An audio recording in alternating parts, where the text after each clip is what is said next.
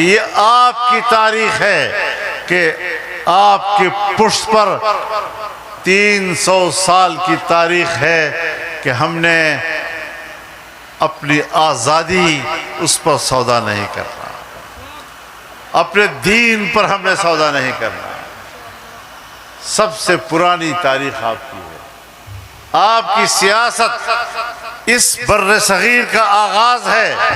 آپ کی سیاست نے آزادی کا چراغ جلایا تھا اور 1803 میں حضرت شاہ عبدالعزیز رحمہ اللہ نے انگریز حاکمیت کے خلاف جہاد کا فتویٰ دیا تھا۔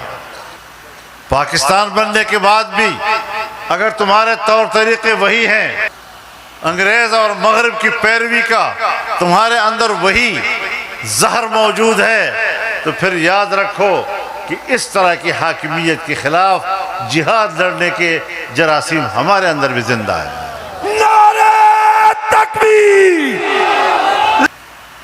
یہ نظریات واضح ہیں۔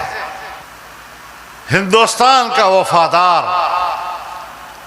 اگر انگریز کا مخالف ہے تو ہندوستان کا وفادار غدار کہلاتا تھا، اور ہندوستان کا غدار اگر انگریز کا وفادار ہے تو وہ آج بھی وفادار ہے۔ آج بھی اگر آپ اسٹیبلشمنٹ کے ہر اشارے پہ سلام کرتے ہیں، چاہے پاکستان سے آپ کو کتنی محبت کیوں نہ ہو، لیکن محبت کا پیمانہ یہاں کی اسٹیبلشمنٹ کی خوشامد کرنا ہے، ورنہ آپ کی پاکستان کی وفاداری بھی قبول نہیں ہے۔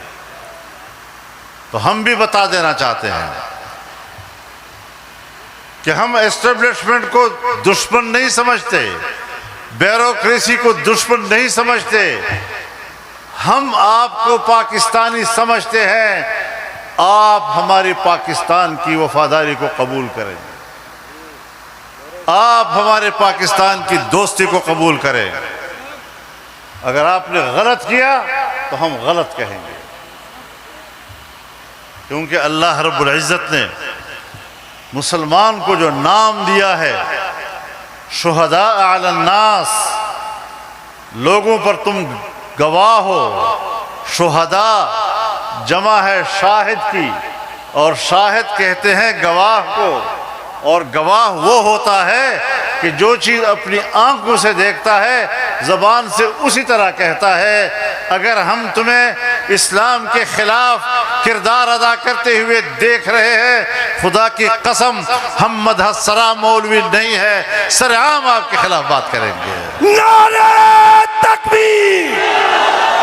اسلام جا دشمن تو سا، او اسلام جا دشمن تو سا، مدرسے جا دشمن تو سا۔ ہمیں اللہ نے گواہ کا نام دیا ہے، تو پھر جو چیز نظر آئے گی اسی طرح بیان کریں گے۔ ہم سے یہ توقع نہ رکھیں کہ ہم وہ مولوی ہیں کہ آپ ہمیں سامنے بٹھائیں گے اور ہم آپ کی مدح سرائی کریں گے۔ واہ واہ!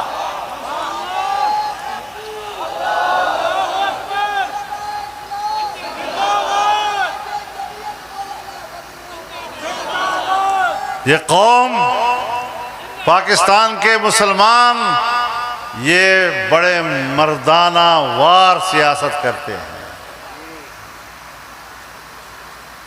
تو یہ سب مرد ہیں، مردوں کی طرح لڑنا ہے، نہ خواجہ سراؤں کی طرح لڑنا ہے، نہ مدد سراؤں کی طرح لڑنا ہے۔